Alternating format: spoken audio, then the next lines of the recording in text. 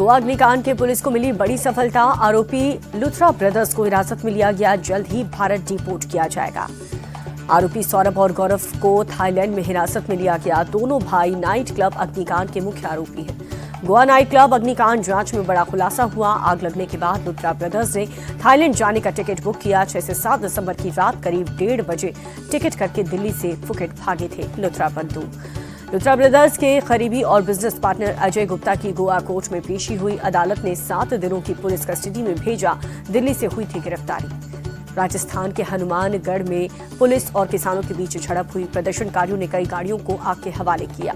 Police ने बेकाबू प्रदर्शनकारी पर दागे आंसू गैस के गोले, जमकर के बरसाई लाठियां। झड़प में कई पुलिस वाले किसान घायल।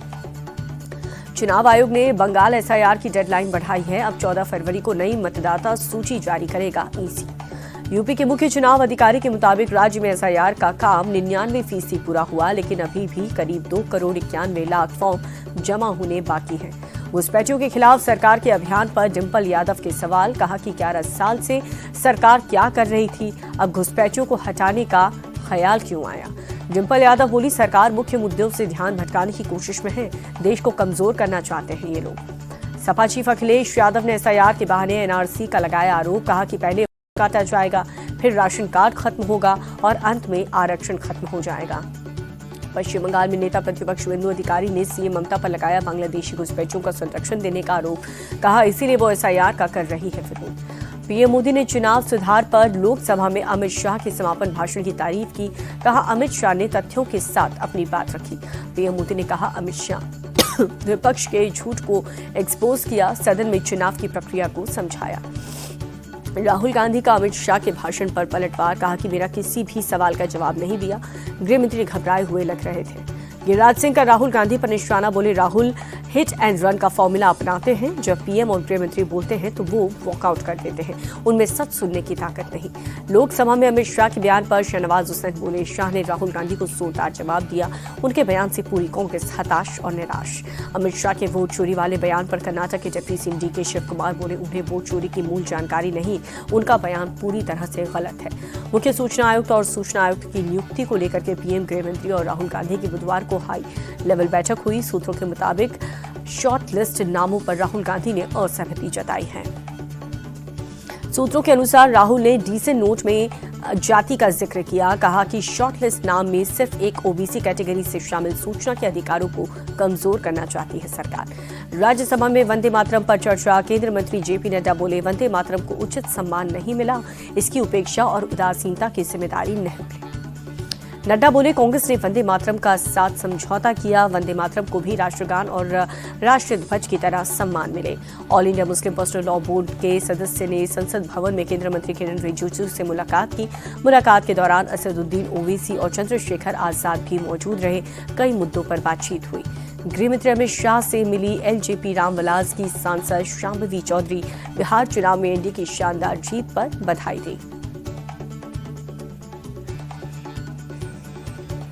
अनुराग ठाकुर ने संसद में ई सिगरेट का मुद्दा उठाया। कहा कि तृणमूल सांसद संसद में सिगरेट पीते रहते हैं। सूत्रों के मुताबिक कीर्ति आजाद पर आरोप लगा। दिल्ली दौरे पर हरियाणा के सीएम नायब सिंह सैनी प्रधानमंत्री मोदी से मुलाकात की। राज्य के विकास से जुड़े कई मुद्दों पर चर्चा हुई। सेना पर विवादित बयान देने के 8 साल पुराने मामले पर सपा नेता आजम खान को राहत। एमपी एमएलए स्पेशल कोर्ट ने केस से बरी किया। फिलहाल 2 पैन कार्ड मामले में अभी भी रामपुर जेल में रहेंगे आजम।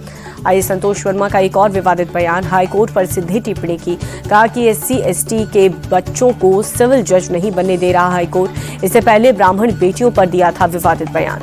लैंड फॉर जॉब से जुड़े सीबीआई मामले पर फैसला टला। अब 15 दिसंबर को फैसला सुनाएगा राउज एवेन्यू कोर्ट। लालू परिवार पर आरोप तय करने पर होगा फैसला। महाराष्ट्र बीजेपी अध्यक्ष रविंद्र चौहान ने दिल्ली में गृह मंत्री अमित शाह से मुलाकात की। आने वाले चुनाव और संगठनात्मक विषय पर चर्चा हुई। मुंबई में होने वाले बीएमसी चुनाव को लेकर के राजनीतिक हलचल तेज हुई। मायावती में सीट बंटवारे को लेकर के चर्चा। सूत्रों के मुताबिक शिवसेना शिंदे गुट ने मांगी 90 से 100 सीटें। केरल के कन्नूर में स्थानीय निकाय चुनाव के लिए मतदान। पोलिंग बूथ पर वोटर की लगी कतार। लोगों में मतदान के लिए दिखा उत्साह। तेलंगाना में पंचायत चुनाव के लिए मतदान। वारंगल में कटरियाल गांव में पोलिंग बूथ पर लगी वोटर्स की कतार। तेलंगाना सीएम रेवंत रेड्डी दिल्ली दौरे पर, कांग्रेस सांसद प्रियंका गांधी से मुलाकात की। कई अहम मुद्दों पर चर्चा हुई। आरजेडी को लेकर के बिहार के मंत्री मंगल पांडे का बड़ा दावा। बोले आरजेडी के अंदर जारी लड़ाई बहुत जल्द बाहर आएगी। पार्टी की बगावत अब बाहर आने वाली है। पूर्व राष्ट्रपति प्रणब मुखर्जी की आज जयंती।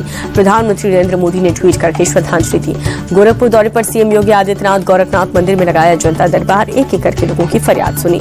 आंध्र प्रदेश के तिरुपति देवस्थानम मंदिर में लड्डू घोटाले के बाद सामने आया दुपट्टा घोटाला। 10 साल से सिल्क की जगह पॉलिस्टर के दुपट्टे चढ़ाए जाने का आरोप लगा। मंदिर का संचालन करने वाले ट्रस्ट का आरोप 2015 से भक्तों और दानदाताओं को दिए जाने वाले पवित्र रेशमी दुपट्टे पॉलिस्टर के थे। 300-400 रुपए की शॉल मंदिर को 1300 रुपए में बेचा गया। इंडिगो संकट पर एयरलाइंस के चेयरमैन विक्रम सिंह मेहता ने यात्रियों से बिना शर्त माफी मांगी। कहा भविष्य में ऐसी गलती दोबारा न हो, इसके लिए ठोस कदम जरूर उठाएंगे। सबसे ज्यादा प्रभावित हुए यात्रियों को 10,000 रुपए का ट्रैवल वाउचर देगी इंडिगो। 3 से 4 और 5 दिसंबर को प्रभावित हुए यात्रियों को फायदा मिलेगा।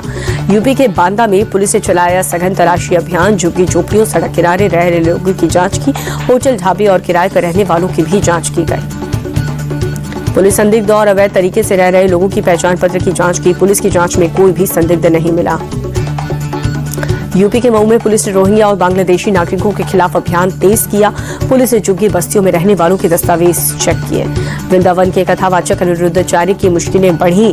महिलाओं पर अभद्र टिप्पणी मामले में कोर्ट हुआ सख्त। अनिरुद्धाचार्य के खिलाफ मथुरा कोर्ट में परिवाद दर्ज हुआ। हिंदू महासभा की मीरा राठौर की याचिका पर दर्ज हुआ है केस। 1 जनवरी को कोर्ट में मीरा राठौर के बयान दर्ज होंगे। बीजेपी ने सीधे ममता सरकार पर हमला किया। कहा कि ये सरकार की तरफ से प्लान किया गया मर्डर का प्लॉट। शाहजहां शेख तृणमूल है और तृणमूल शाहजहां है।